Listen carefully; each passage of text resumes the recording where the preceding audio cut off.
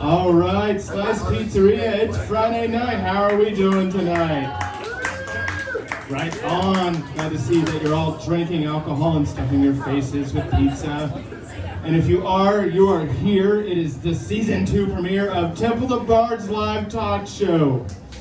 Yeah, right? Okay, I like that. It's like if you were here for season 1, it's like you clap a lot harder. Like I know some of you were, so.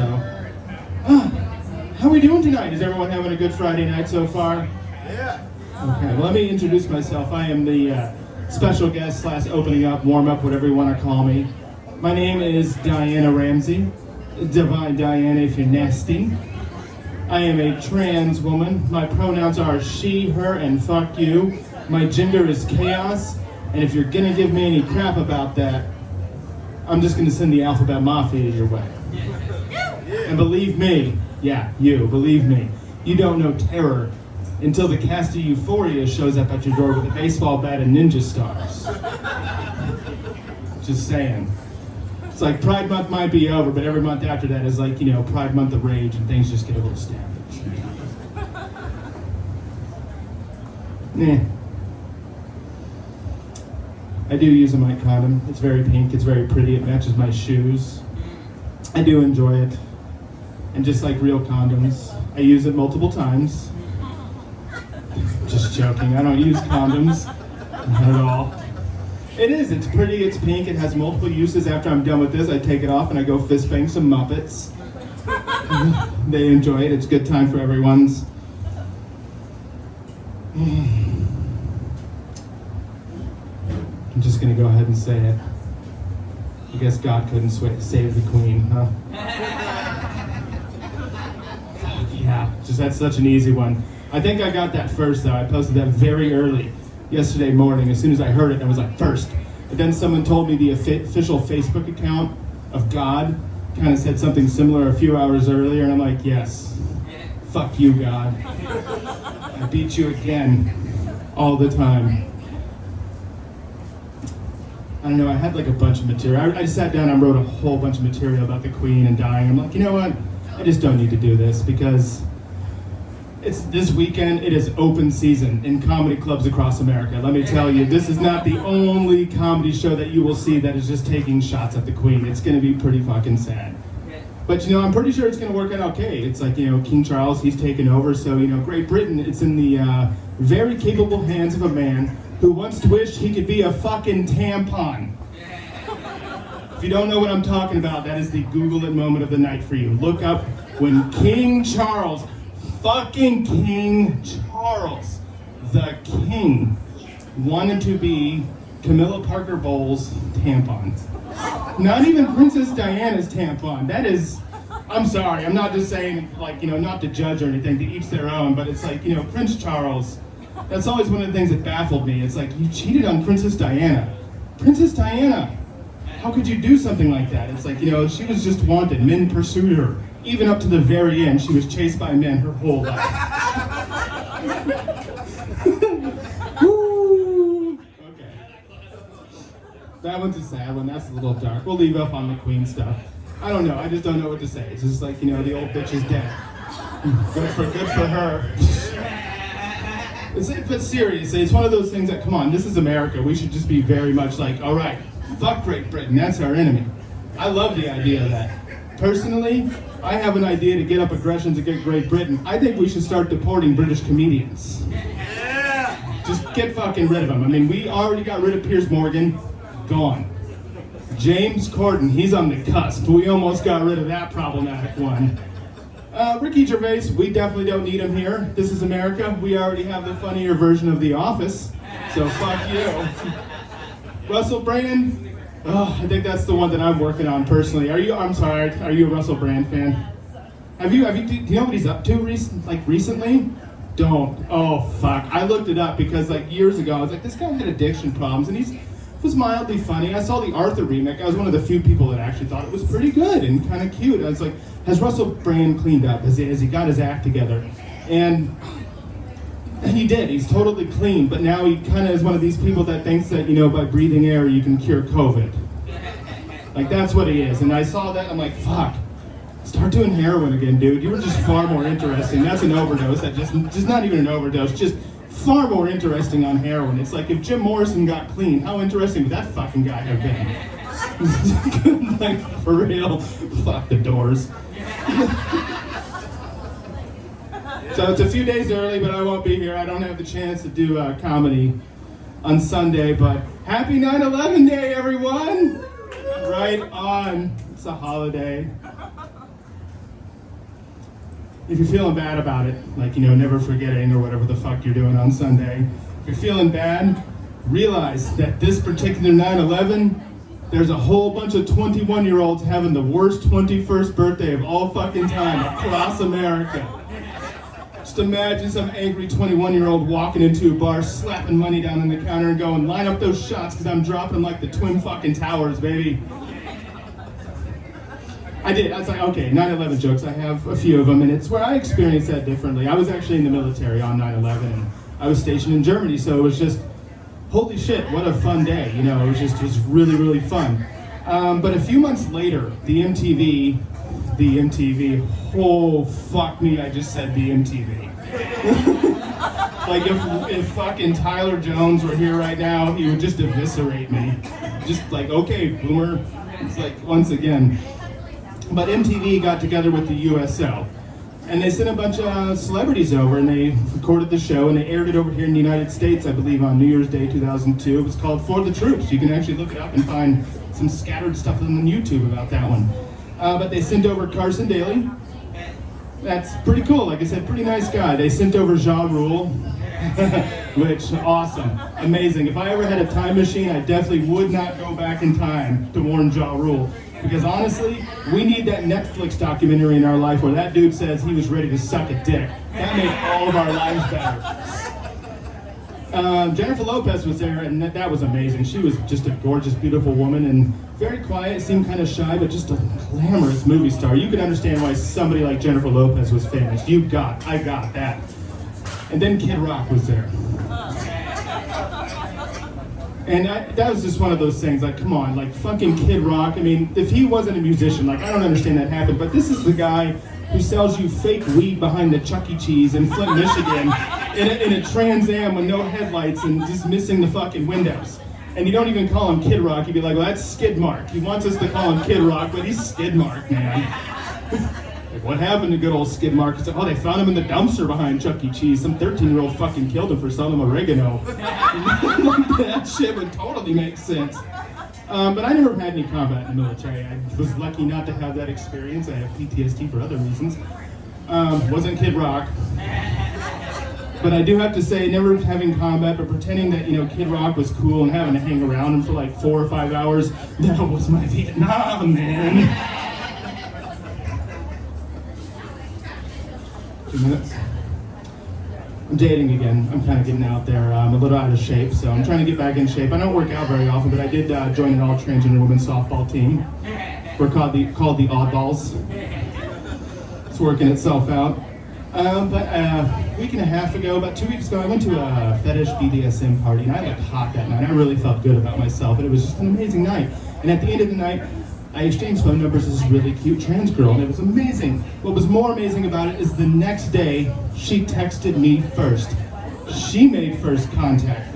And not only did she make first contact, she sent me pictures of her cats. Which I love because, if you're queer, and if you're not queer, I'll clue you in. When you send someone pictures of their cats, and queer, that means you're like married at that point. It's like, oh baby, that's not my heart beating, that's the sound of the U-Haul backing into the driveway. But no, like Lita Ford, I didn't get laid that night, and so when I went home, I was hungry, and I decided I needed some food, so I just put together I took an empty chip bag, and on that empty chip bag, I started putting some pickles, some sliced Cracker Barrel cheese, some dill pickle potato chips, and then some like beef jerky, and I carried it all in the empty potato chip bag, and I thought, this is sad, because I've invented something. It's the Sad Girl Charcuterie Board. It's for all those queens who didn't get any peen. And then the greatest thing about it is after I finished the Sad Girl Charcuterie Board, it's like the chip bag had a bunch of like stuff on the bottom of it, so I got to stuff my whole face in it, so that was amazing. I'm gonna leave you with one more thing. I think it's been about 2 minutes. I think I'm done. I mentioned banging Muppets earlier with this mic comedy. Do I have any fans of like the Muppets, Sesame Street, just that whole Jim Henson? Exactly, absolutely. I think it kind of all like was a part of our childhood some way, and I was mine too. I love the Muppets. I love Sesame Street. I love everything that Jim Henson, just created. It's like all the Muppets. They're all unique. They all have personalities. They all look different. But at the end of the day, they all just like having a fist rammed up their butt. And I think that's kind of a beautiful metaphor for mankind. I'm not saying that it'll all be a gigantic healing, but I'm saying we all as humans are scared animals, but we're all different, we're all unique, we're all creative, we all want to live. But I think if we all just bent over and just took a lively fisting, maybe things might be a little bit better in the world and we'd all be a little bit more easy. Are we ready to get this show started, everyone? Do I need to stay on stage or can I get off stage afterwards? Just introduce me. Just introduce you and I can go get a drink. Get a drink and come back and be the sidekick All right. now, will you? Well, I'm going to introduce, this person here. They're incredible. They put all of this together. They're the reason you're here to laugh and have some good fucking times. Give it up for Temple the Bard. Hi, everybody. This is my show. And I'm one of them comedian types, and like I hate to interfere because like being rude is not my friend, not my thing, and like crowd work also wasn't my thing, but I got to try it. I'm gonna come your way. I just get asked, just in case. Are you two a couple? Not yet? Okay. Because when I'm in a situation where I meet two people who might be out on a date and might end up being a couple, I want to really put them in a situation where I give them some meaningful relationship advice. And let me tell you something. Mind if I join you for a sec? Okay, awesome. All right. So I hope that your relationship goes well and everything is beautiful and life is great. And I realize I'm off camera now and I can't do this for too long. But one of the things I want to say is to take care of each other, treat each other well, hold emotional space for each other, and seriously, don't get grossed out when one or the other wants you to pop the back pimples. Like the ones you can't reach, seriously. Because some people aren't in a long-term relationship, and people who aren't in a relationship might think that the worst thing about not being in a relationship is not having someone to have sex with you as long as one partner is willing to shower first and the other's willing to pee afterwards. But I really frankly think the worst thing about not being in a long-term relationship is not having somebody to pop those nasty back pimples. Like the ones that you gotta dig down with the thumbnails or the good tweezers. And I'm not talking the crappy Rite Aid tweezers. It's gotta be the good tweezers. And so you dig down deep into the back and finally you hit it and it starts shooting out like it's a snake that had gotten into a hole in your back and started laying eggs and making baby snakes. And anyway, it finally comes out and you get it all out and it's just like this triumphant moment, and all of a sudden you have this giant space in your back that you can rent out to the National Park Service for parking RVs in during the tourist off-season. So anyway, wherever your relationship goes, I realize I'm grossing you out while you're eating, but you're talking through a comedy show, so let's call it even. So what I gotta say is just look out for each other, and if you're a little grossed out by it, put on some gloves, grow your thumbnail. You see my long thumbnails here? I bite these. I ain't got no use for these being long, my girlfriend would be mad.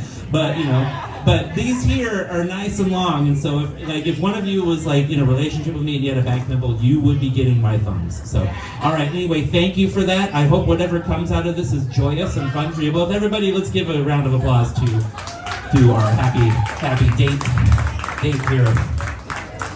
All right, so I'm Temple the Bard. I love being here. I get a lot of joy out of doing comedy. I get a lot of joy out of my life. I love to educate people. I am a member of the LGBTQ community. I am non-binary. I am trans. My transition was male to female to non-binary.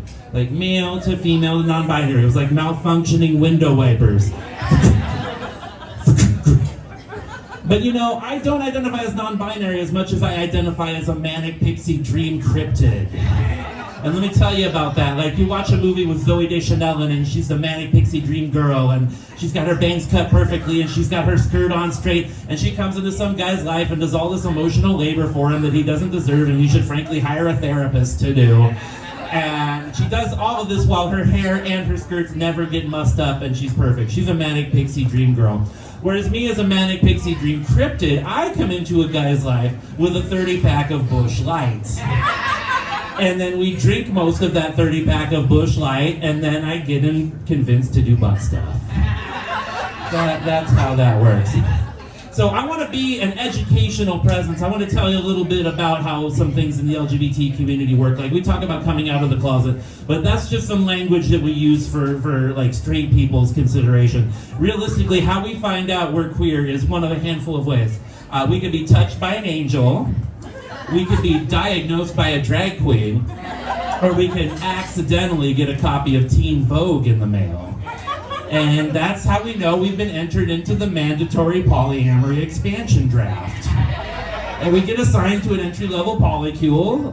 Polycule is like 3 or more people who are in a relationship. And the one I was assigned to a couple of guys. There was a veterinarian in Veneta named Steve. And there was a chiropractor in Coburg, also named Steve. And what I want the government to tell me is how the fuck they expect me to afford all the gas to get back and forth between Coburg and Veneta. I mean, it's not like my car runs off of mediocre blowjobs and reluctant emotional labor, Shit. It's already traumatizing to even talk about. So anyway, after that, you sign up for the Orientation Olympics, and there's lots of events in the Orientation Olympics. Like, for example, there's the pole vault, the 100-meter scissor, synchronized sucking. I don't want to go too far into that. That's a little too NC-17 for my show. But anyway, if you're really good at all of that and you like how it turns out, and you keep your eyebrows groomed and your carpets vacuumed, you get entered into a free drawing for a silver daddy, who is basically a 65-year-old addition to your polycule who doesn't have sex with anybody, but he gives bad advice about investments and buys you weird pieces of art he finds at the flea market. Yeah. Some of y'all are like, oh wow, this is some radical shit, I've never heard this before. But what I gotta say is, like, queerness has been like a part of our vernacular and our culture for ages. Like, all the way back to the Revolutionary War. Like, the Revolutionary War was hella gay. Like, for example, I mean, it goes all the way back to, like, the guy that gave Paul Revere his midnight ride every night. Yeah, the British are coming. No, you're coming.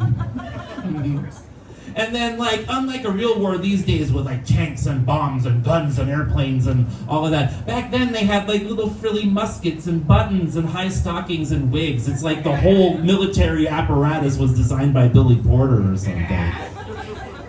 So yeah, you try to say that, like, being queer is some modern aberration. No, I tell you, it goes way deep. It goes way back. But I don't just tell gay jokes. I tell class-based jokes too. For example, I lived in the South Hills for a while. And any of y'all ever been up to the South Hills around the Lorraine Highway?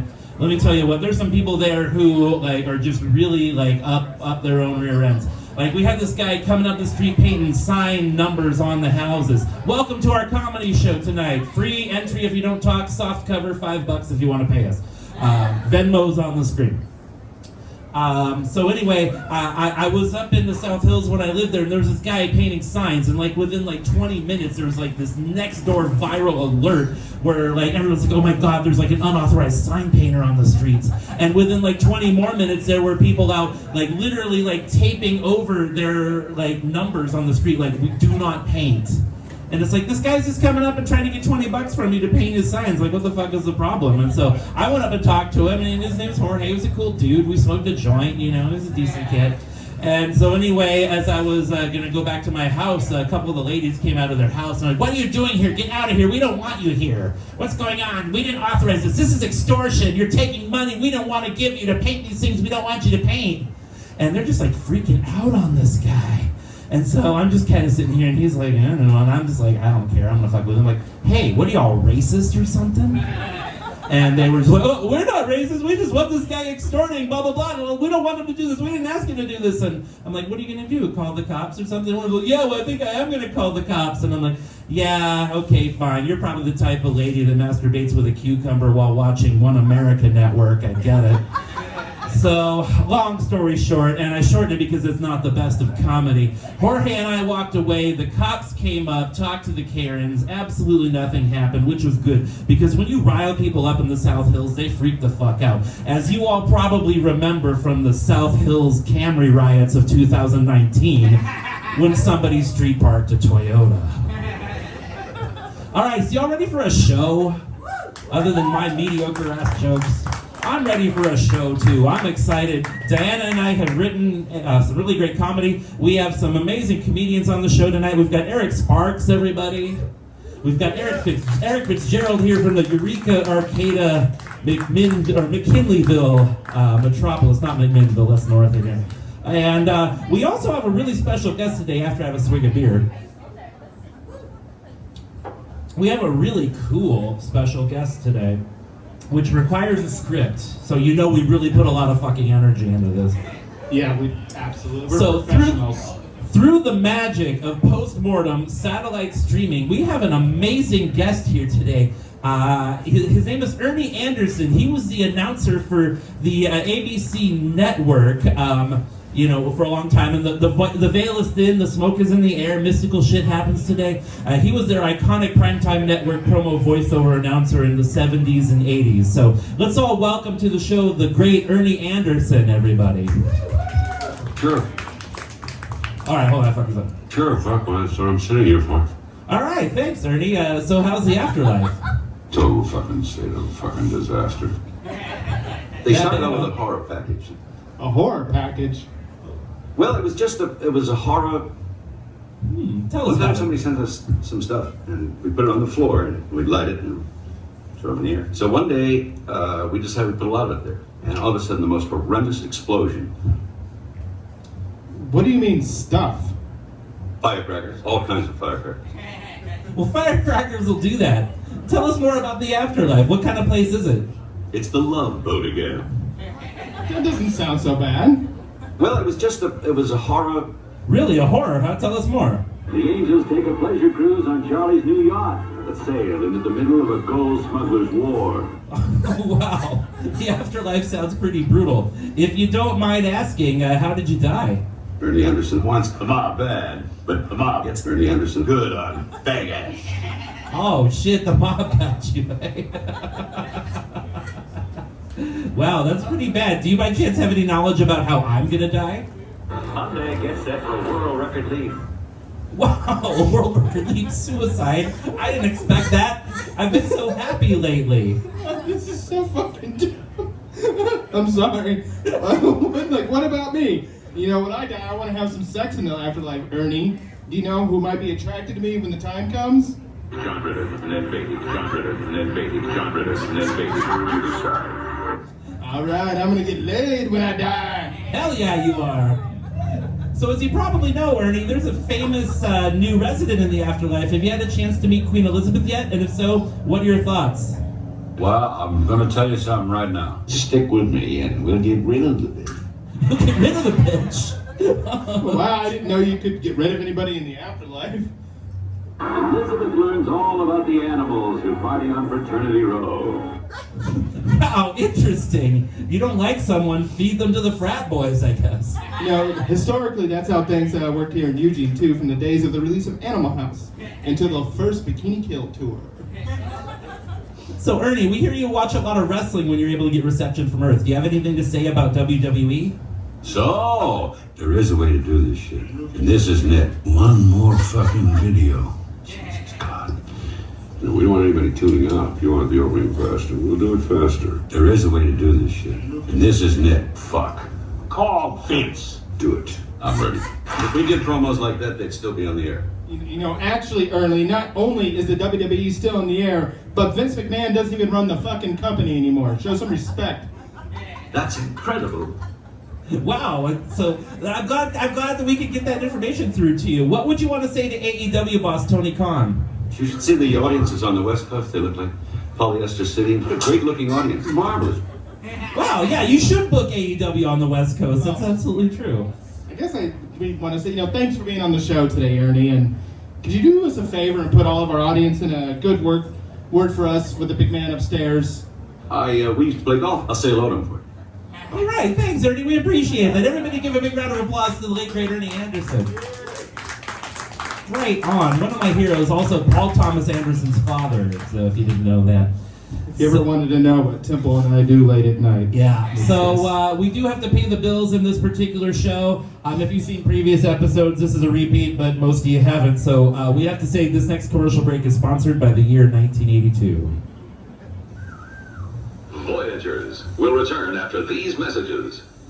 Okay, who's hungry out there? This polyester uniform itches. Aren't you hungry? Aren't you hungry for A slow series of celestial hamburger spankings.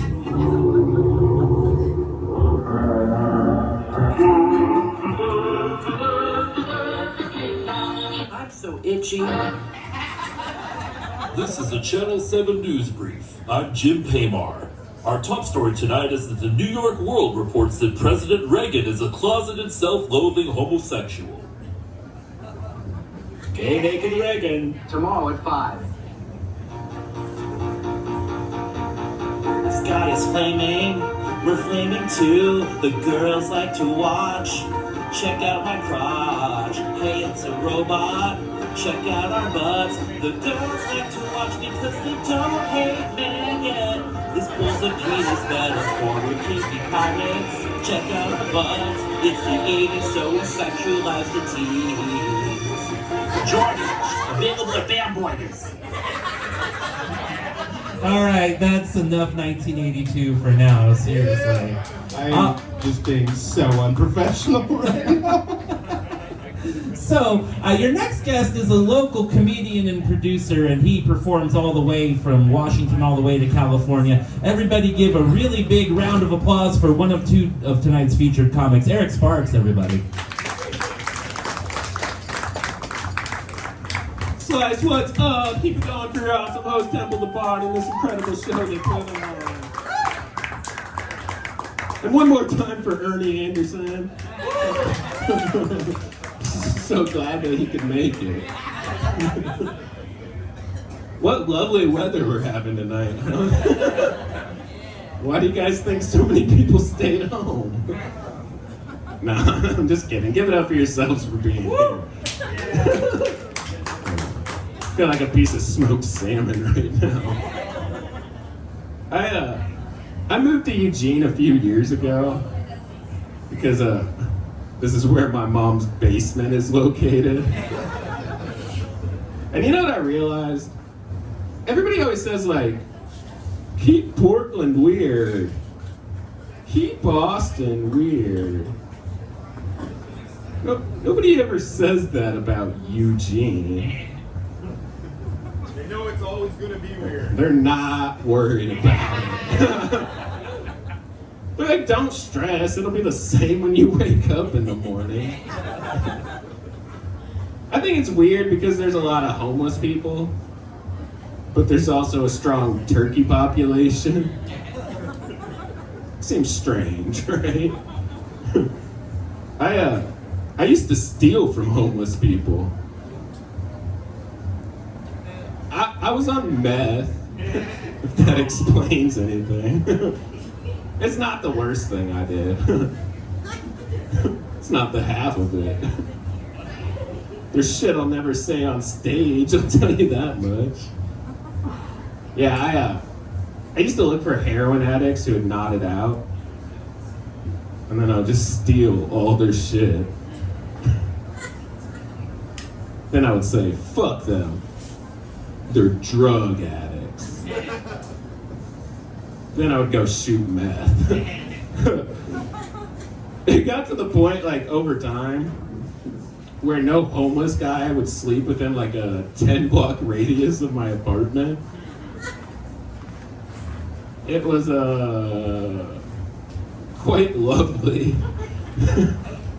But the whole point of this story is, if there's any business owners in the audience, I am available for hire.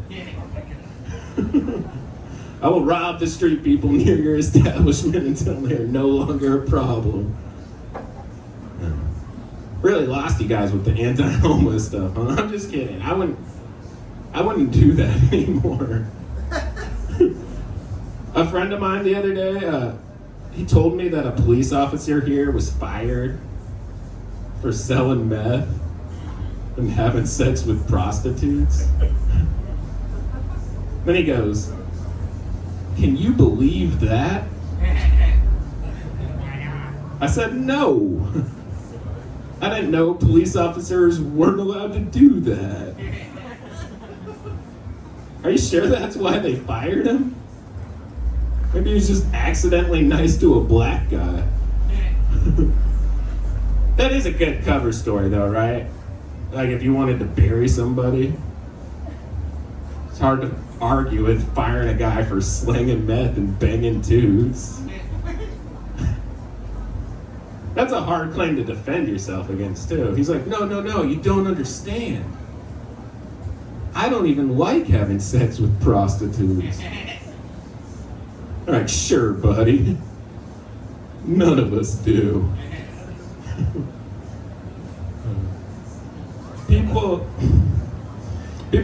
People sometimes ask me if I have tattoos. I say, no, I make grown-up decisions. If you knew me better, you'd think that was funny. I make the worst decisions of anybody here. I used to shoot dope. I still live with my mom. I really thought that was gonna hit harder. I get it. Nobody likes when the meth addict gets judgy. You know the real reason I don't have tattoos? They cost too much. I was always spending my money on other shit. Like meth. It's not that expensive, but you wouldn't believe how much you could do. Whenever anybody finds out I used to do meth, they always say the same thing. They're like, wow, your teeth. They're really not that bad. It's like, yeah, that's what happens when you shoot drugs instead of smoke them. My veins are probably in terrible condition. Also, I've had like a shitload of dental work done. You definitely shouldn't let me be the reason you decide to try meth.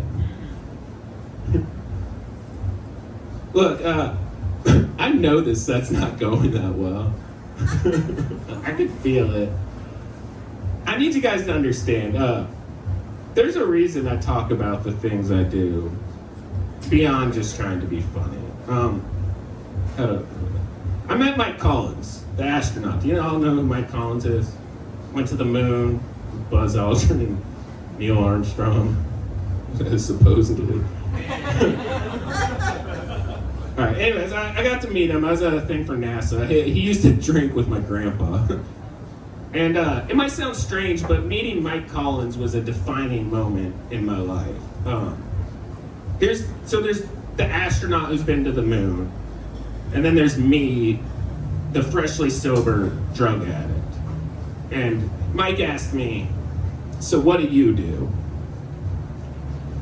And I made up some bullshit about like college and like just trying to get my life back on track. But like, I think it would have been more valuable if I was honest with him. If I just told him I'd been shooting drugs for the last like year and a half. I guess the whole point of this is just like I really appreciate the opportunity to be honest with all of you, even if it came at the cost of you not laughing. Is that good? If you want to keep going, Yeah, I'm fine. Yeah. No, I don't want to stop. Do you ever blow your nose and look at it? Do you look at it? I look at it, and it's just like, what in the fuck just came out of my body? I'm sure that's how my mom feels about me. I know it is. Equal parts fascination and disgust. At this point, she definitely wishes I'd been blown into a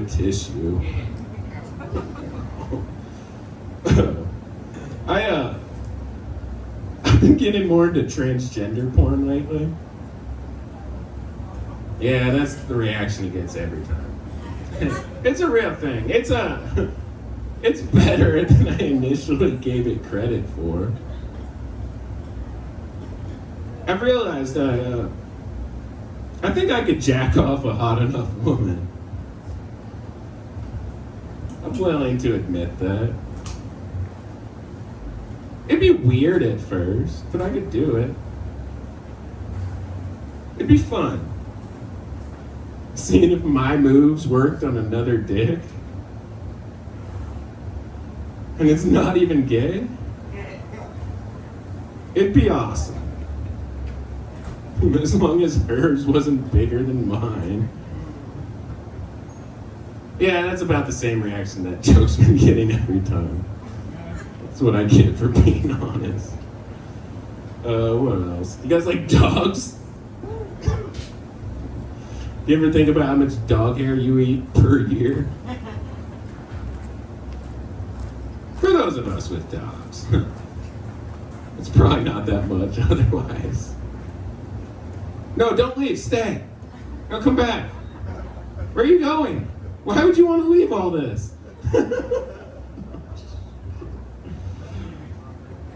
Do you think dogs always want to sit in our laps because they don't have one? Maybe they're just jealous. I realize my dog is the biggest celebrity in the world to me. Do you know what I mean? Barack Obama could walk by me on the street. I'd be like, dude, you were a decent president. Besides those drone strikes. No, I'm kidding. I'm shy. I probably wouldn't even say shit to him. I'm just keeping shit moving. But whenever my dog walks in the room, everything stops. I'm like, oh shit, it's fucking Kaya? What the fuck's up, girl? I get excited every time. I'm a huge fan of my dog. Before I get out of here, am I close to a minute? Yeah. Before I get out of here, I want to let you all know, especially this table, I sell pictures of my butthole for $1. Honestly, dude, I'll sell you a picture of anybody's butthole for $1. Any picture I could find. Look, I know nobody's gonna say it, so I will. That's not really that good a deal. I could be charging 50 cents a piece and still do pretty good. I took a shitload of business classes in college. I'm not really sure they're paying off. I'm not really sure any of my major life choices have been correct. Honestly, that's another big reason why I do stand-up. I'm just trying to find some value in all the mistakes I've made. Otherwise, I wasted my life. Hey, it's been lovely bombing with you all. Have a lovely rest of your evening. Get a round of applause down for Diana, Temple, and everybody who made this show happen. Right on. Give it up for Eric Sparks, everybody. Hey. We join me on the couch for a bit? Join me on the couch, yeah. Right on. Awesome. I'm excited to have you on the couch. Me too. Yeah. I forgot. Seth said this would be the fun part. So, one of the things that I admired about your set is you flat out stated that, like, you are more than willing to bomb in order to say, like, talk about your personal truths and things that you feel. That is something that you as a comedian have struck me as, like, that's a very courageous stance to take, because a lot of comics is like, oh shit, I bombed. How can I re-tailor my act and what I have to say in order to get those pops, get those laughs? And that's not necessarily, like, your methodology of doing it. Can you elucidate a little bit more about, like, what leads you to, like, go for, like, your own personal truths as opposed to the easy laugh?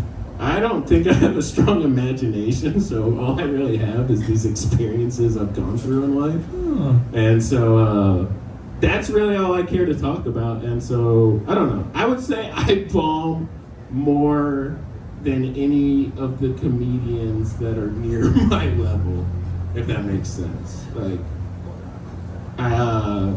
but yeah, I don't know. I feel strongly about the things that I want to talk about, and I think it's important to learn how to bomb with grace anyways. So I think being scared of bombing isn't productive to being a strong comedian. I like that.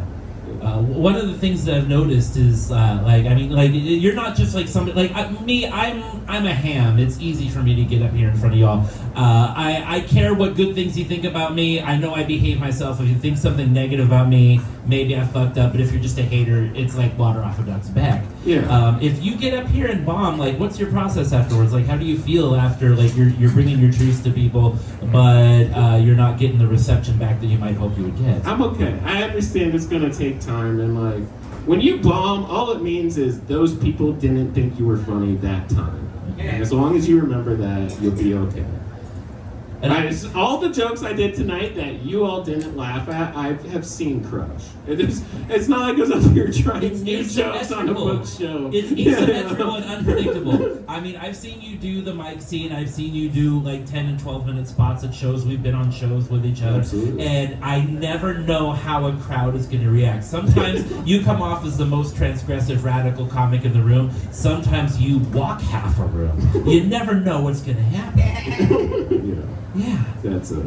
Yeah, and there's a part of me that admires that about you. Like when I came on the scene in May of last year, and I kept coming to the mics over and over again. I'm like, let me find out what these Eugene comics are about. When you were like doing your routine of like your core 5 or so from about roughly 16 months ago, about like your meth addiction, your experiences with sexuality, relationships, living homeless and stuff, I was like, holy shit! Like Eric Sparks is the most fucking transgressive comic on the Eugene scene. And for those of you that don't know the word transgressive, the definition I'm using here is relating to fiction, cinematography, or art in which orthodox cultural, moral, and artistic boundaries are challenged by the representation of unconventional behavior and the use of experimental forms. And so, when we talked about the other day, it's a good thing. Then. Yeah, okay. I mean, you're looking to be transgressive. You are looking to be unconventional and use experimental forms. And another similar word is edgy, like at the forefront of a trend, experimental or avant-garde. Yeah, there's used in a sentence. Their songs combine good music and smart, edgy ideas, and. So, some people that are trying to be edgy, it's really performative, and they're just like taking ideas they see in media. You've made it very clear that you don't feel you have a good imagination. Some of your fans and people who watch you might disagree. But like you're bringing your experiences out to the forefront, and your experiences with using meth and homelessness may run the risk of offending people who like may use meth or may be struggling with addiction, people who may be unhoused. How do you feel about the risks you take in regards to like treading the line between transgressive comedy and punching down? I think most of the I can't speak for homeless. I think I often have the people that come up to me the most and just like say that they connected with my comedy is almost always previous meth users. So in terms of that, I feel like I'm at least like that's good in not offending them. Well, and it sounds like do they feel like they're seen and heard when you share things that are parallel to their experiences? I have definitely got that feedback, and it means the most of any feedback. That's a huge thing. Yes. Like that reminds me of Sam Miller talking about some of his experiences, like doing comedy for recovery community groups. And right. Like yeah, it's similar, and it makes the bombing all worth it. Like, I mean, what's strange is more often than when I have a good set and it goes really well, people don't usually come up and say much to me after those. It's usually after I bomb really hard that somebody will come up and be like, wow, that was really great. And I was like, I could not tell you thought so. But this is how, it just seems that way, that oftentimes it goes poorly and somebody goes, wow, that really meant a lot to me. It's like, okay, good. Well, that's beautiful. Like you took that risk to say your personal truth, at the risk of losing the easy laughs, and then somebody says, "Hey, you really connected with me with what you said, and maybe I didn't laugh at you in real time, but I'm coming to you It afterwards." saves the Something night like in it. a way. It saves Yeah, the night. that's a pretty sweet connection. I've had that a few times in regards to some of my comedy, and Sure. you know, I imagine you get the same exact thing from sometimes your I do. community. Sometimes I maybe get a few more laughs in the process. So. But no, I'm teasing. I'm teasing. No, it's fine. I can handle it. So, you know, talking about my community, I'm a proud member of the LGBTQ community. I'm non-binary, and you know, I admire that you have the courage to tell your trans masturbation joke on the show tonight. Well, we talked about it. Yeah, so we did talk about and it. you said you might talk about it here, Yeah. so I thought And when it was going poorly, anyways, there wasn't much to Well, lose. yeah, and rather than say, "Fuck this, I don't want to open this can of worms," you told it and said, "Fuck, I'm going to sit and deal with it." Yeah. So, yeah, just take courage. It's a big thing. Yeah, whoever applauded, you've got a point. You absolutely do. And now I've also heard from members of my community like, "Hey, what's up with that Sparks guy telling that transphobic joke?" I'm like, "I haven't heard the joke. What the fuck is going on? Let me go hear it." And then you told me the joke, and like I'm listening to it, and I have a pretty interesting set of experiences because like I joke my transition was male to female to non-binary, but my transition was like decades of confusion and frustration, occasionally problematic behaviors on my behalf. Occasionally, I didn't treat myself well enough or have the confidence I needed to explore what I needed to do to make myself the best person. And you're talking about like the exploration of masturbating to trans porn. Yeah. I don't want to ask you deep questions about It's your own okay. sexuality. I mean, that's not where I'm trying to go. But you know, one of my comments was you know, that like in some respects, like it's a pretty big leap for somebody to say, "Hey, you know, you know, like what's implied in your joke is you're navigating a culture of homophobia, and these are sort of your baby steps out of the Yes, culture right. of Yes. homophobia." And you know, you've seen a lot of comics in the Eugene comedy scene come out as bisexual. You know, like, do you have any thoughts or something you might want to say about like your exploration, and you know how like maybe it might be a struggle compared to some folks who are like, "Okay, I'm out and I'm bi, and I'm going to do a type 5 about it." Interesting. Yeah, I don't know. It's hard to articulate my beliefs on this so succinctly. I kind of believe sexuality ultimately is a spectrum, and that everybody has the potential to be bisexual or pansexual.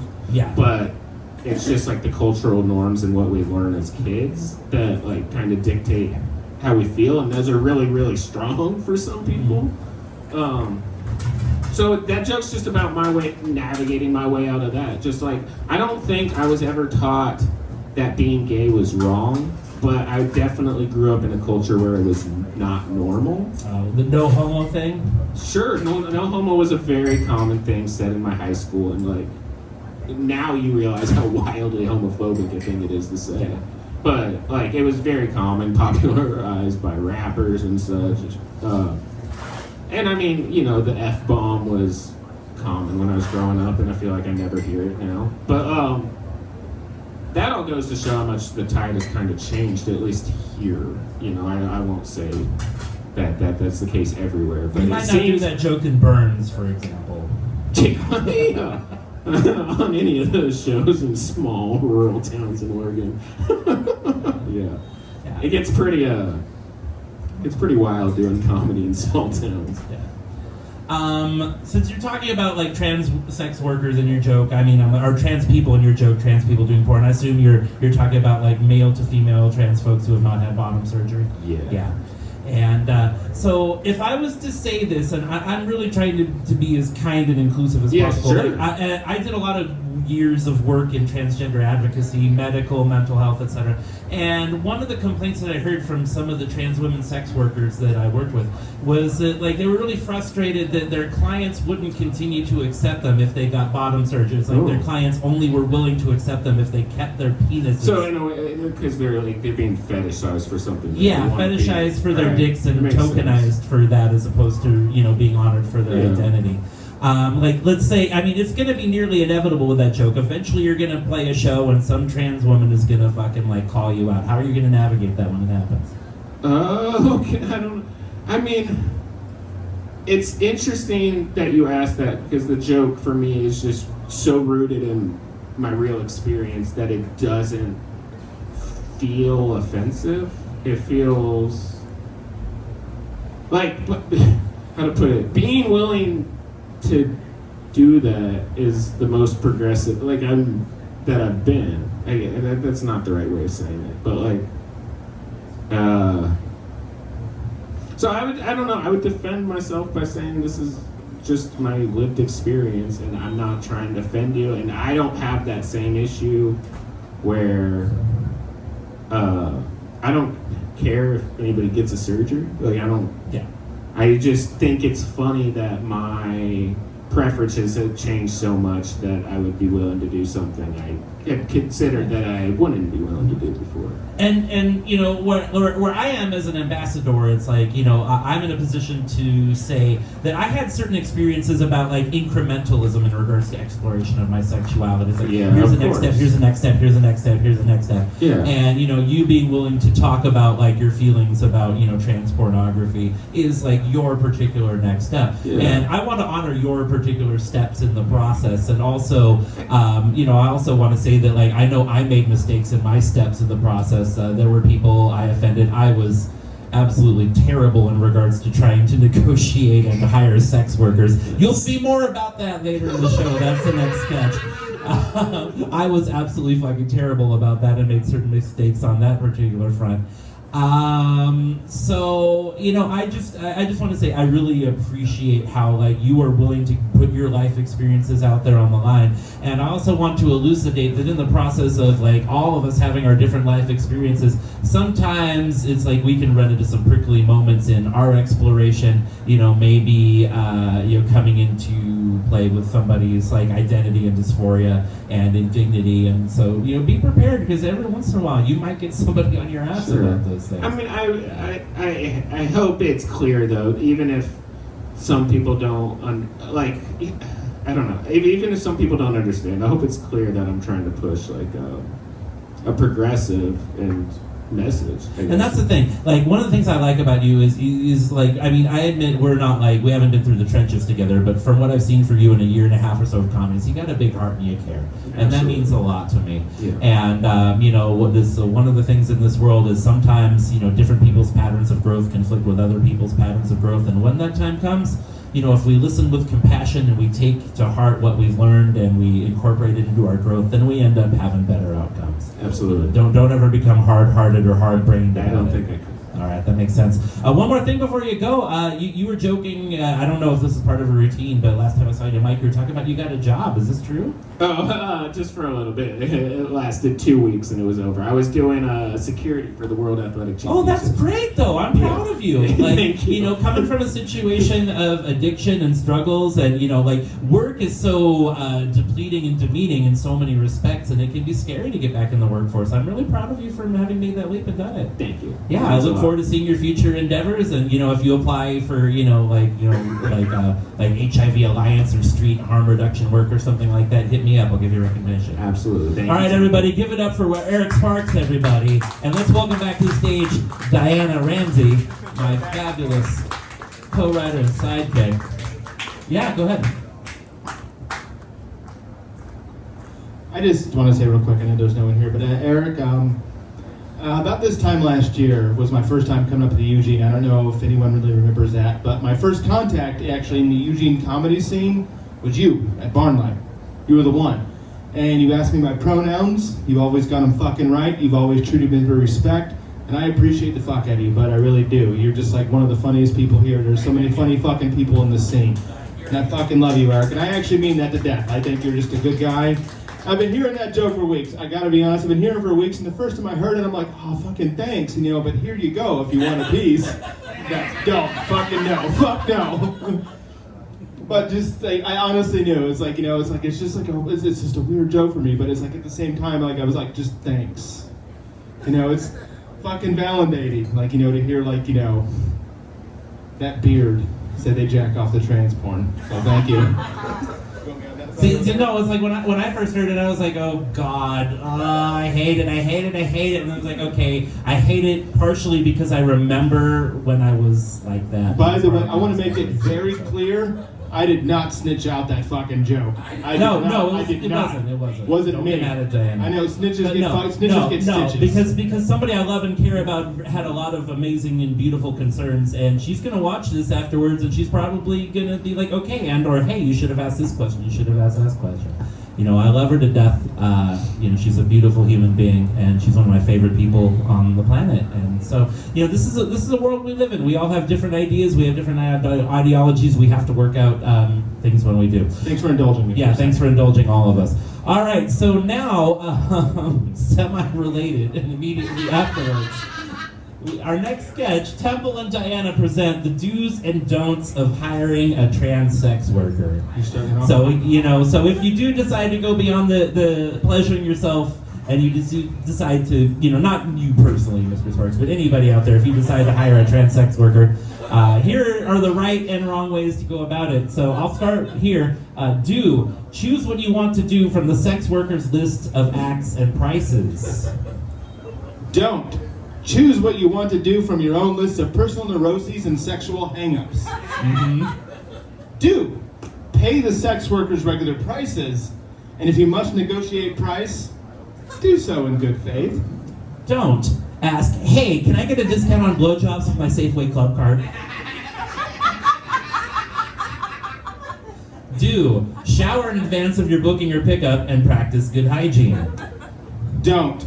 Take a bird bath with a squeegee in a gas station parking lot and call it all good, because it's not. It's not. It's jungle rot.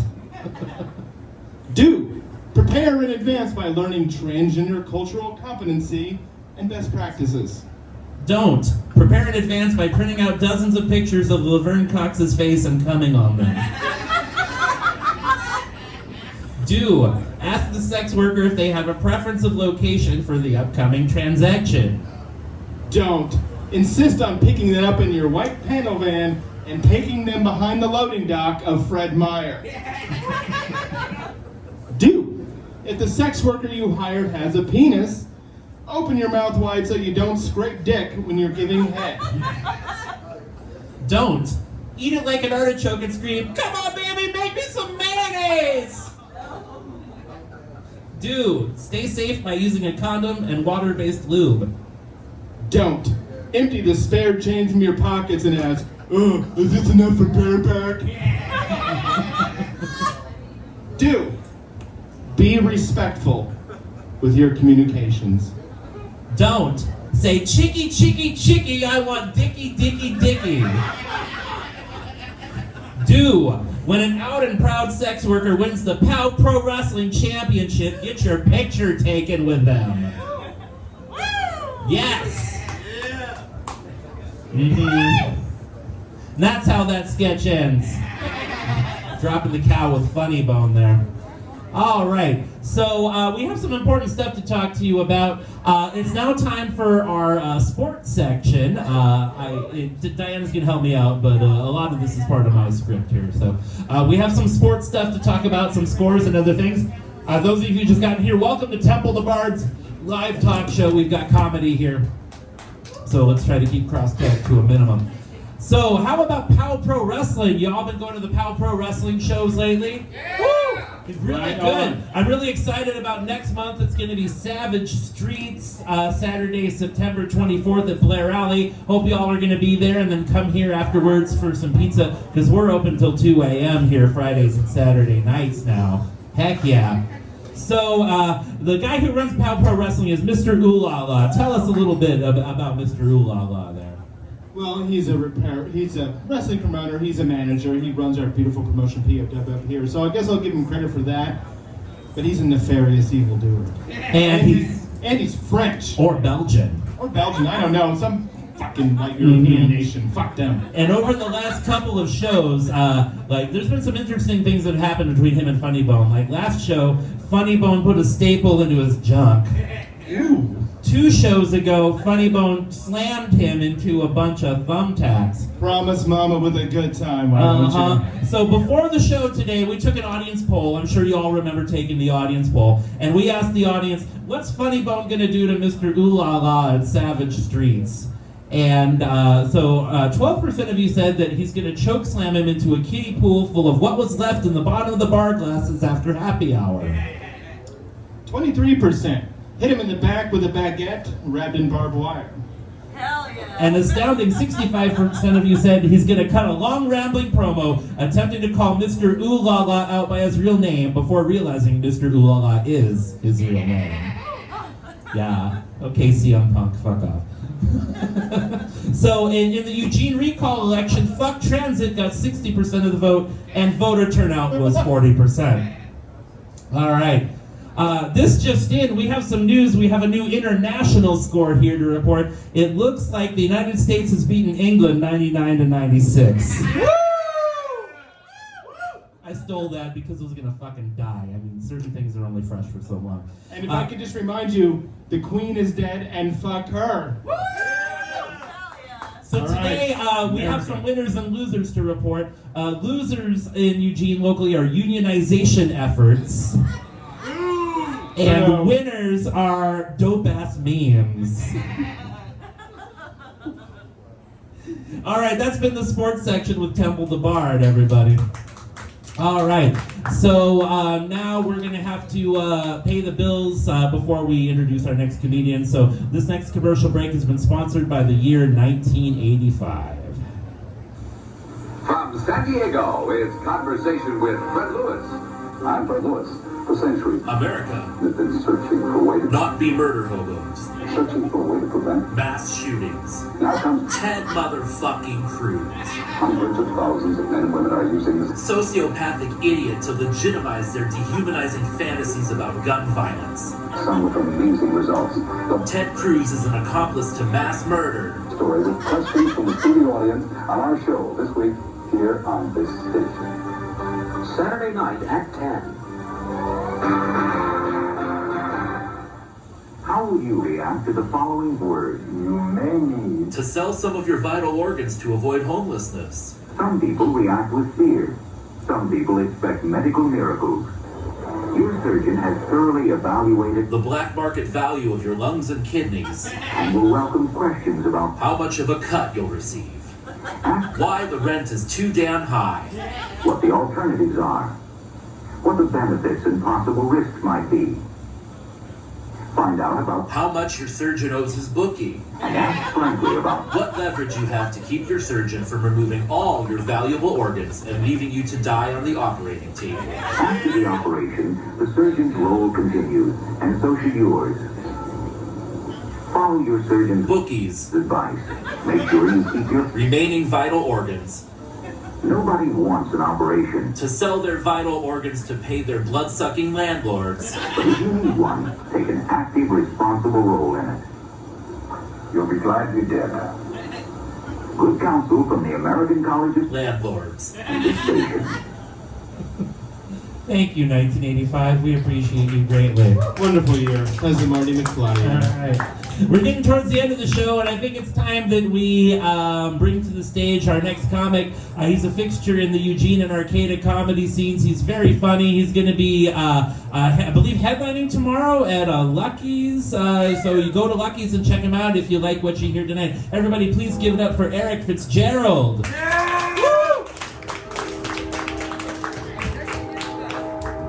Thanks, everybody. I'm glad more people showed up. Eric walked the table of hot chicks that was here. Thanks for that. No. I gotta say though, like they were gonna walk anyway. No, I mean, come on. Don't defend him right now. This is what I was gonna open with, was ripping on him for walking the only babes, and then the table I could have had a throuple with. Oh, that's true. I'm So sorry. I fucked you over. thanks for that. No pussy this weekend for Eric. All right, cool. I'm glad you guys came out during the slowpocalypse to drink beer with ash in it. That's fucking cool. Does it feel good to inhale your future cancer tumors? This is fucking, it's wild that I took it's wild how slow this apocalypse is happening, because I took a college class last year on how to use and utilize solar panels, just so I can get ready for when California shuts all the power off, because that's where I live in California, and they're gonna do that soon to us. They're just gonna leave us in Humboldt County with no power. They practiced it already during the rolling blackout fires. That's what I figured they were doing. Anyways, that's not funny anymore. The Queen's dead. 1776, baby! Think fucking Alex Jones is having a barbecue this weekend? The fucking oldest reptilian is dead. Couldn't eat enough kids to stay alive, you old bitch. You couldn't feed her fast enough. Alright. That's cool. I'm glad she's dead. I don't really know why, but it's always cool when people in power die. 'Cause you never think you're gonna see it. You never think you're gonna see it. And I think Biden's next. Fingers crossed. Okay. And then whoever else they run probably deserves it too. They're all old. All old. And that's who deserves death. Anybody else think we came out with vaccines too fast? No, just me, because my grandma invested in Apple in the 80s. So, they vaccinated her. Why? Why? No one in my family is happy she got vaccinated. She didn't know there was a plague. She's got dementia.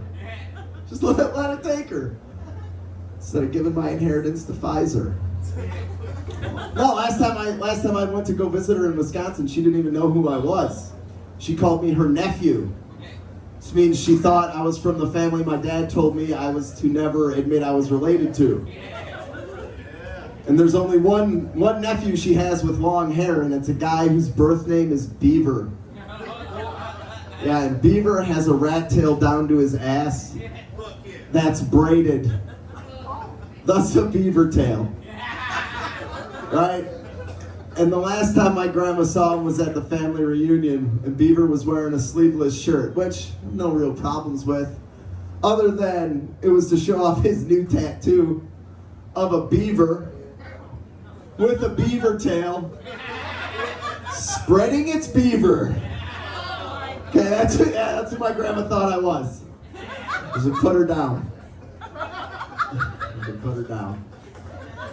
Yeah, like at the beginning, I don't know if you guys, at the beginning of COVID, if any of you had hopes like I did, like I thought I'd be back in Wisconsin living in my parents' house without them. Nobody? You guys all like how you were raised? Okay, cool. What heckler? You got a hippie yelling at me in the back. I'm from Cedarburg, Wisconsin. From Cedarburg, Wisconsin? Hell yeah, go Pet, go. Fuck yeah. How long did it take you to leave? 56 years. Yeah, dude. It took me 30. I became lactose intolerant and quit drinking. So, yeah, my family threw rocks at me till I left. Oh, fuck out of here. Disgrace! You put down the bottle, fuck out of here. Yeah, that's Wisconsin. It's great. It's great. Glad there's a fellow cheesehead. Hey! Oh, he's walking away. I wanted to talk to him about the Packers. What? Brandy Sours. Oh, that wasn't my. I was a whiskey. This guy's just yelling out his drink order. I'm not the bartender, man. You're from Minnesota? Shut the fuck up. Shut the fuck up. Fuck Minnesota. You bunch of fucking piss water across the river can't even buy beer on a Sunday.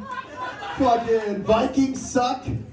Why don't your guys' only goal every football season is to beat the Packers. Our goal every season is to go to the Super Bowl. Okay, you guys have never been to one. Yeah, the beautiful city of Green Bay. It is prettier than Minneapolis, man, which they burned half of it down, so half your state's an ash just like this one. Might as well we're eating cheese in Wisconsin getting low. No, I'm kidding you guys. Awesome. That was fun. Oh, I miss the Midwest. No? No. You don't? Okay, she fucking hated it there. I don't mind, man. What? I still live there. Oh, you're on vacation? How's it been? Interesting. Interesting. How so?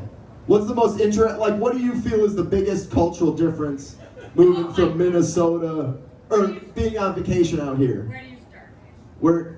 What do you mean? Like the homeless people are actually pissed off here, where in the Midwest we just let them freeze to death? Or like, we don't build shelters, we just let them die, you guys, it's wild. No wonder they all move here, it's warm. Who would pay rent when you can live in a tent? I mean, come on. No one else, I thought that all the time when I was homeless. I was like, why the fuck would I pay $50 to fill out an apartment application instead of just living in my car? I would just rather live in my car. Does it snow here in Eugene? I don't know. I'm not. No. Okay. So you guys let them freeze once you guys just is that the cold snap where you let all the homeless freeze? Go dump them in the some ditch somewhere, whatever they do. Okay. No, can't talk shit about the homeless. Nobody likes that. No, two punching down. Even though I was there once. You move out of your car and everybody gets mad when you start ragging on homeless people. Okay. All right. Don't be done with that. You're still laughing. Cool. Minnesota's a heartless place. That's why they think ripping on homeless people is funny. That's why it's fucked up out there.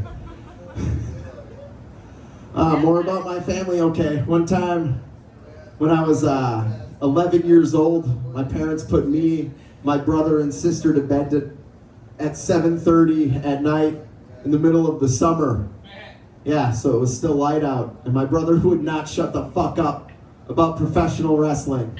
He was just incessantly asking me questions about it. So I was like, ask me one more question, Michael. I'm going to go downstairs and tell mom and dad I knew. So he asks like 3 more questions, right? So I get my tattletale ass downstairs, and I look in all the common rooms for my parents, nowhere to be found. I look in the basement, I'm calling out, Mom, Dad, nowhere to be found. I get to their bedroom door, I knock, no answer. I reach for the handle, I turn it, it's unlocked, it opens, and what do I see? Them fucking! Oh, no! Yes! No! Just like you all knew would happen, but that's what I deserve for being a snitch. Okay? That is what every snitch deserves. You call the cops on your neighbors for having a party, bah! Just blasted with your father's O-face the moment you were conceived. Okay? You fucking filmed January 6th like some kind of federal narc. Bah! Blasted by your parents doing it doggy style. Just that shitty porn view of your dad's ass and balls. You know, the one you accidentally come to. And you have to rewind because you're like, wasted a nut. Nobody else. The worst time I ever wasted a nut, watching Bowflex commercials when I was 15. I was trying to jack off to Suzanne Summers, but they kept showing Chuck Norris, and fuck, I came to Chuck Norris's face. You know how pissed off that would make him? It feels really good to know he'd be upset by that. How much more time do we? Oh, Jesus Christ. The total? Yeah, sure. How much? 10 more? Jesus Christ, I don't know if I have. Fuck. Okay, more about my parents banging. All right, my dad. I found some shit out about my dad. My mom has never sucked my dad's dick.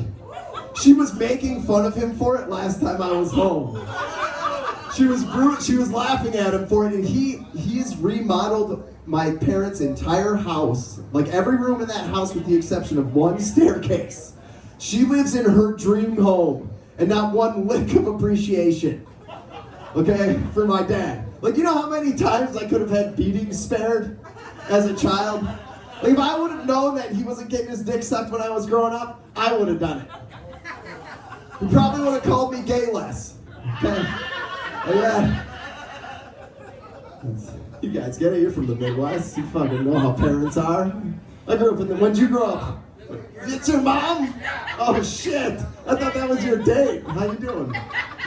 Where's his dad? Not here. Reno? Well, fucking, he can stay. What's it?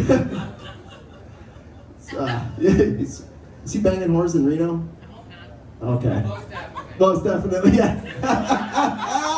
Dude, you don't even watch out for your dad. Jesus, man. What a fucking snitch. He's seen him fucking. He's snitching. All right. What else? 10 more minutes? Jesus, I have a job.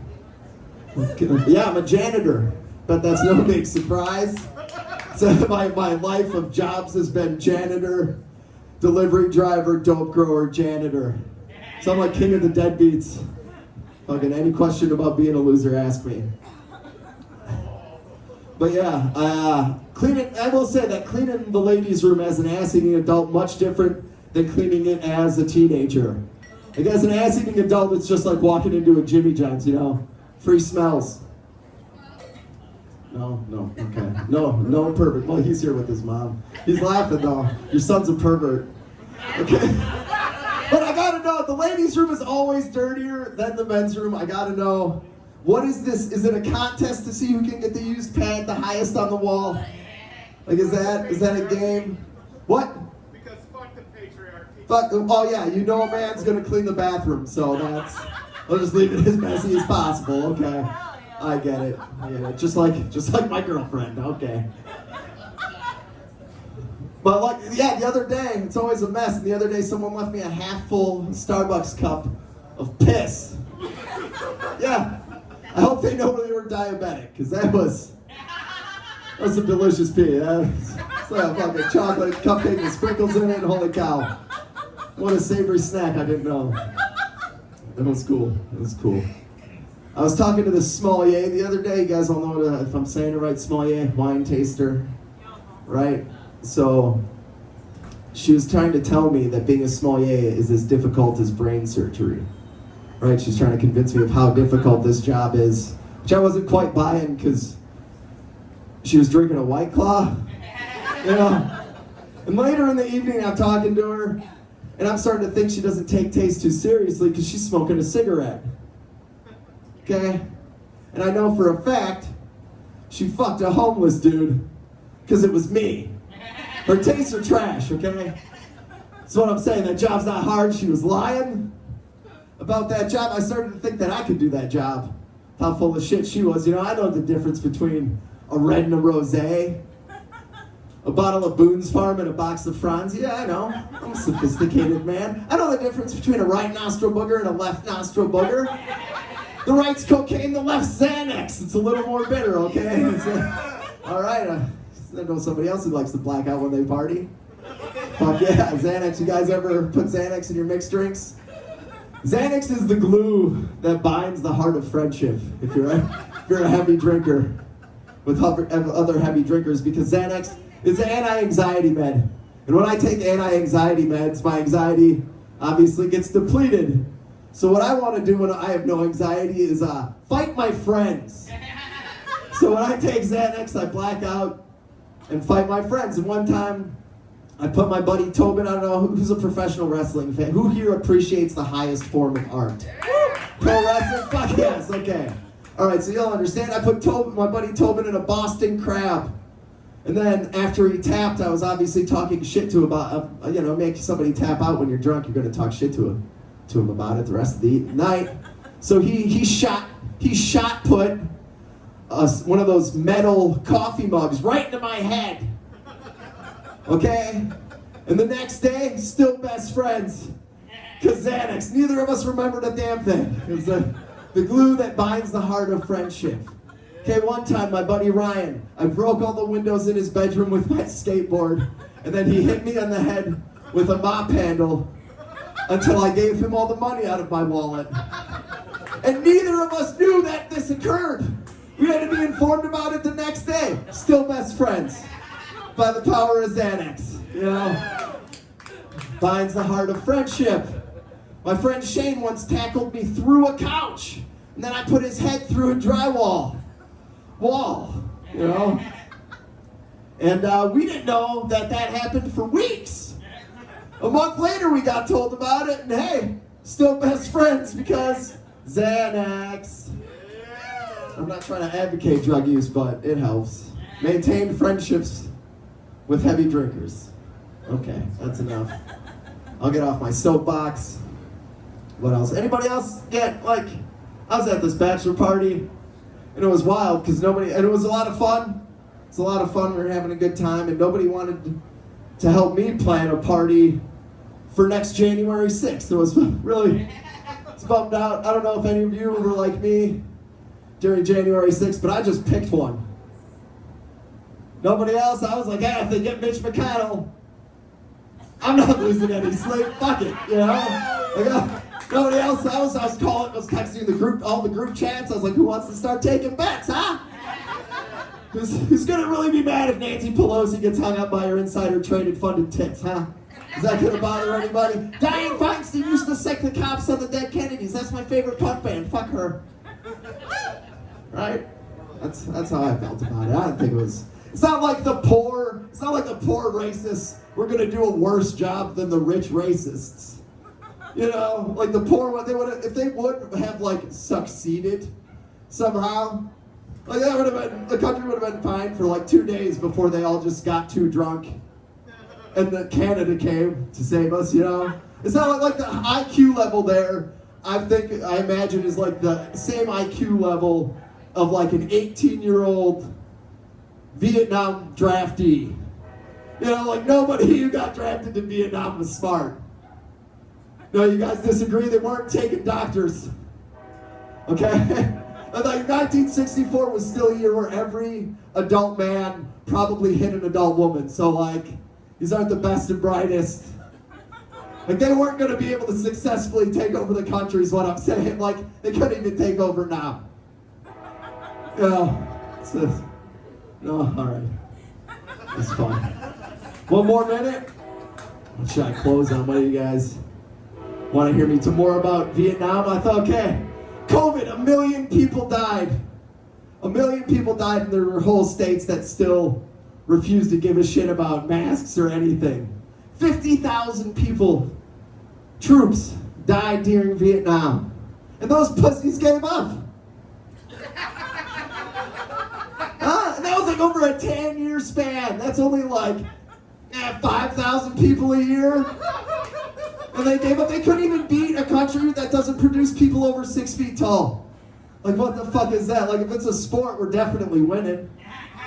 But a war we couldn't win? Okay, I'm done. Mary Fitzgerald. Give it up for Fitzgerald, everybody. We bring the mic and join me on the couch for a moment? Right on. Cool. Awesome. Yeah. It's good to have you here on the show. I know you weren't expecting you. How much more time do I have? I don't know, fucking 10. I don't care. You know. I'm so sloppy with time on my talk show. How many minutes am I doing? I don't know. Time is a social construct. Like, go until they stop laughing. It's a flat circle. Yeah, it's a flat circle. That's why Xanax is great.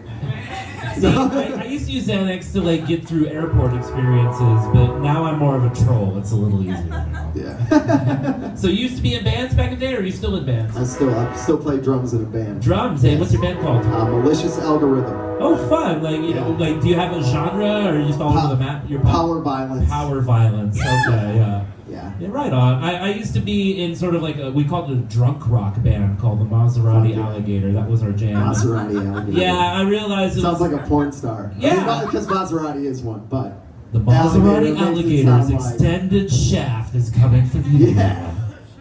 Yeah. No. In retrospect, using modern terminology, I would say we were basically like neurodivergent math rock, except our math problems had the wrong answers. It was great. I still have the tattoo, you know. This was fuck yeah. You got a tattoo of your own band? band? The Maserati Alligator. Oh, hell yeah. That's awesome. What did you play? Oh, I played bass. Oh, fuck And yeah. I played a fretless bass because, like, our guitar player was left-handed and refused to buy a left-handed guitar. He just kept stringing right-handed guitars left, and they wouldn't Not stand Hendrix, tune. man. And then he would snort Ritalin before gigs. Okay. This is what I have found out playing in bands for like 15 years. If you also do the Ritalin at practice, generally not a problem. But if you're only doing drugs for shows, you are gonna fuck up and your band is gonna be mad. Absolutely. Like if you're gonna be a we want to do drugs band, also practice on drugs. This is You true. can't, it carries over from sports. You have to practice how you're gonna play. You know, like, So, yeah, our guitar player figured, I'll just snort some Ritalin and then I'll be hella sharp and get all my parts right. And instead, he was hanging from the rafters with a mic in one hand, hanging in the other hand, guitar on the ground, wearing one of my mom's moo-moos, and just like, it was the 90s. People loved the shit out of it. It got us laid and everything. But yet, aesthetically, you see where I'm getting at here. damn. Yeah. Your band got you laid, that's wild. I know, it was nuts. Like, Heard of that. It didn't get me laid, you know. I mean, Oh, but okay. others in the band, I was always the socially awkward one. And what sucked is like if I'd have known, if I'd have had a little game, if I had a little self-awareness, I would have gotten laid too. It's just I was so naive back then. The only getting laid on tour stories any of my bands can talk about are the roadie got laid. Like twice in a 6-day tour. No one else in our band has ever gotten laid, but You're just smelling each other's farts in the bus, and your roadie's out there making the mattresses go. Trying to get laid in the van while the drummer's taking a nap. Oh, Jesus So he had to Christ. kick him out, and then he still got laid. He got laid in the alley. What the fuck, man? Wow. That's, I mean, I don't want to necessarily What a admire piece of that, shit but like, roadie. there's a part of me, I admired that chutzpah, I admired that courage. So you're a wrestling fan as well? Oh, fuck yeah, dude. Highest art form. Highest form of art that exists. I am very new to it. I don't know if I say the highest art form that exists, but What else? What else is there? Name other art, and I'll tell you why wrestling's better. Opera? Pro wrestling incorporates opera, dude. Have you not seen? Who's the fuck? Elias singing out there? Huh? Yes, exactly. You're already quoting the opera man from the WWE right now. What about like musical theater? Is wrestling not better than that? Wrestling is that plus violence. Well, So, see, that was a trick better. question because wrestling has incorporated musical theater now that MJF is choreographing things on. Oh, is he really? I haven't watched. Oh my God! There's like this one with him and Chris Jericho doing a whole Shit, Broadway dude. routine. It's great. Oh, Jericho. I will say Jericho is like the best dude in the ring, but out of the ring. Yeah.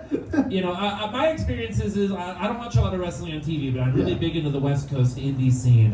Have you been going to like any like of indie shows that might come through your area? When I go to Portland, they have blue collar wrestling. I think that's every Sunday, so they do that at like 6 every Sunday. So if I'm up there, I'll go watch that.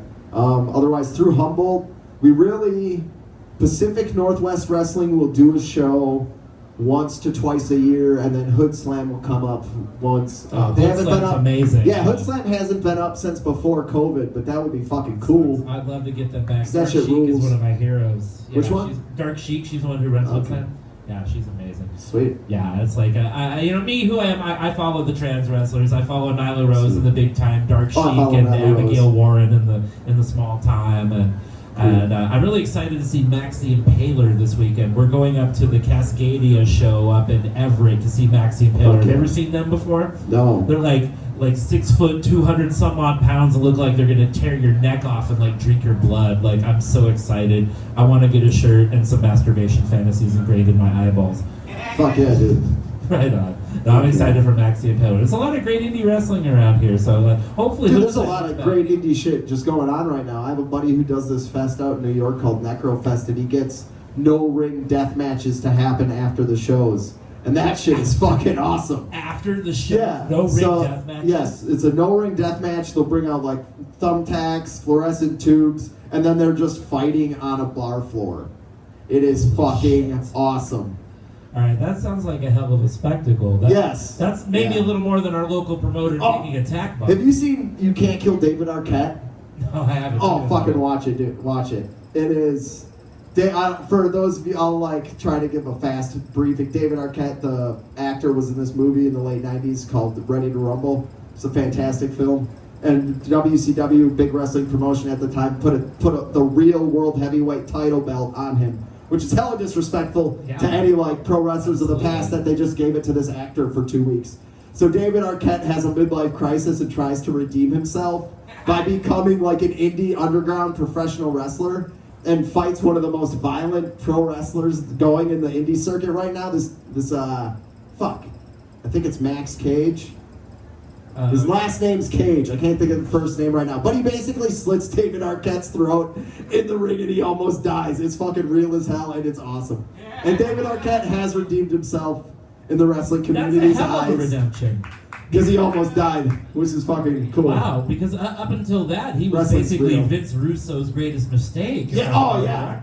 He probably helped the downfall of WCW for sure. Yeah, well, Ego did more than David Arquette. I'm glad he was able to find his opportunity. That's true. Yes. So you're going to be at Lucky's tomorrow night as part of the Eureka to Eugene showcase. Yeah. Excellent. You bring anybody with you up, or you're all by yourself? Yeah, you're like, no, only me. No, you fuck that. Fuck everybody else in Eureka. Right on. So if any of y'all are downtown tomorrow night, want to go to Lucky's and see this fine gentleman tell some more stories. So who else is on that show with you? Sparks is on the show Tyler, with you, right? And Tyler Jones. And Luke Miller, Dylan. What about Chaz Logan Hyde? Is he on that show? Not. Okay, that's unfortunate He's because keeping the laughs. I like rubbing Chaz Logan at the Hyde's head for good luck. It hasn't done me wrong yet, so. Right, he's not bald though. No, but if he was, it would be bad luck. It's just the right amount of fuzz. Huh. I'm a fuzz aficionado. It's not funny. Just trust me. All right, everybody, let's give a big round of applause and thank you, Eric Fitzgerald, for being such a good sport. I'm Temple LeBard. We're here at the end of the show. If you're wealthy and you have some money you want to kick down, Venmo at K Temple Kirk. If you're not wealthy, thank you for being here. No one turned away for lack of funds. That's the end of the show.